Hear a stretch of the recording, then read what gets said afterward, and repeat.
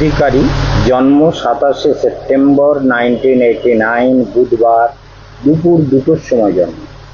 জন্মস্থান কাথি। মকর লগ্ন, সিংহ রাশি, মঘা নক্ষত্র, রাক্ষসগণ। বোঝা গেল?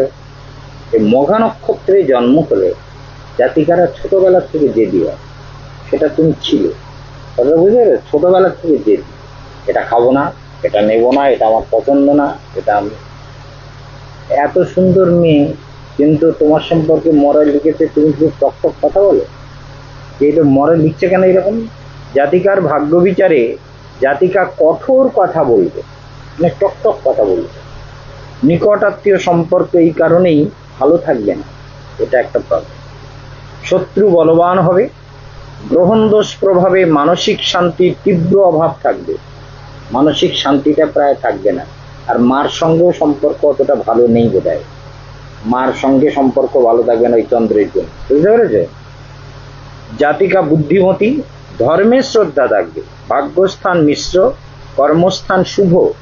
প্রয়োজনীয় অর্থের অভাব হবে না, প্রয়োজনীয় অর্থের অভাব হবে না, কোনো না কোনোভাবে জিতে যাবে। কালসর্প দোষ থাকায় জেদি, ক্রোধী ও একরোখা ভাব থাকবে। বর্তমান সময় মিশ্র, সংসারে অশান্তি ভোগাবে। এই চন্দ্রটা জীবনের সব থেকে ক্ষতিকর, এই জন্য এই চন্দ্রের জন্য ভালো